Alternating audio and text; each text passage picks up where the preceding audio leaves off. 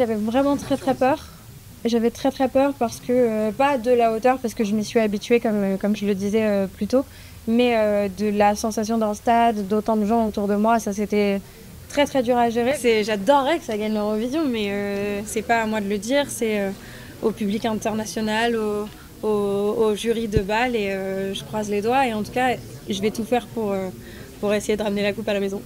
Très bizarrement, à la base, je voulais vraiment parler à ma mère, plus que raconter quelque chose au monde. Et ce que je me disais, c'est que j'avais envie qu'elle sache que j'allais enfin bien et que j'avais une petite fille et que c'était extraordinaire. Mais je suis hyper bien entourée et j'ai une équipe absolument extraordinaire qui me permet justement de me recentrer sur les choses les plus importantes et d'essayer de me concentrer pour donner le meilleur de moi-même.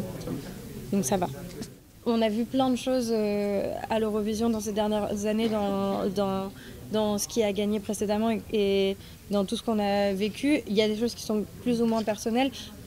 Pour moi, la base, c'est la chanson et le partage. Je ne sais pas si, quoi qu'il arrive, il faut donner de soi, mais dans la chanson, mais en revanche, dans ce qui se passe, évidemment, dans ce qu'on vit, c'est énormément de donner de soi. Et ça, je suis persuadée que tous les artistes des autres pays sont dans la même situation que moi.